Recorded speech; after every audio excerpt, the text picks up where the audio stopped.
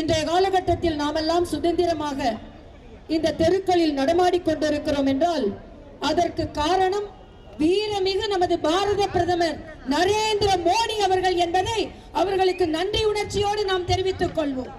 அதே போல இன்றைய காலகட்டத்தில் நாமெல்லாம் இன்று நடந்து வருகிறோம் என்றால் தூங்கா இரவுகளை சந்தித்த நமது ராணுவ வீரர்களுக்கு நாமெல்லாம் நமது வணக்கத்தை நாம் தெரிவித்துக் கொள்வோம். இன்று ஏன் இந்த யாத்திரை வருகிறது? அனைத்து தர மக்களும் ராணுவத்தோடு இருக்கிறோம், அனைத்து தர மக்களும் பாரத பிரதமரோடு இருக்கிறோம். பாரத பிரதமர் அவர்களே, ராணுவ அதிகாரிகளே, 140 கோடி இதயங்கள் உங்களுக்காக துடித்துக் கொண்டிருக்கிறது என்பதை இந்த கூட்டம் காண்பிக்கிறது. 280 கோடி கைகள் உங்களுக்காக வணங்கிக் கொண்டிருக்கிறது என்பதை இந்த கூட்டம் காண்பித்துக் கொண்டிருக்கிறது.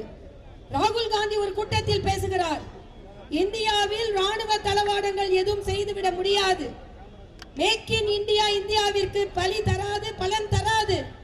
ஆனால் ராகுல் காந்தி அவர்களே, இன்று இந்த தீவிரவாத தாக்குதலில் பிரதானமான உபயோகப்படுத்தியது பாரத தேசத்திலும் இங்கே உற்பத்தியான ராணுவ தளவாடங்கள் என்பதை தெரிவித்துக் கொள்கிறோம்.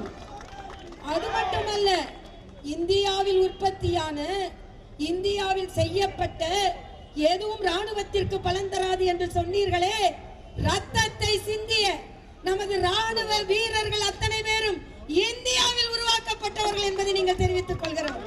இந்த மண்ணில் உருவாக்கப்பட்டவர்கள், இந்த மண்ணில் உருவாக்கப்பட்டவர்கள். ஆக மேக் இன் இந்தியா என்றால் ஒவ்வொரு ராணுவ வீரரும் இந்த இந்தியாவில் மேக் இன் இந்தியாவால் உருவாக்கப்பட்டவர்கள். ஆக இந்த ரத்தம் என்பது, இன்னும் சொல்ல போனால் பாரத பிரதமர் உலகிற்கே வழிகாட்டியாக இருக்கிறார். எப்படி பொதுமக்களின் உயிரை பலி வாங்காமல் தீவிரவாதிகளை மட்டுமே பலி வாங்க முடியும் என்பதை உலகிற்கு எடுத்து காண்பித்திருக்கிறார் பாரத பிரதமர் அவர்கள். அவருக்கு நன்றி சொல்வதற்காகத்தான் நாம் இந்த கூட்டத்தை நாம் இங்கே கூடியிருக்கிறோம்.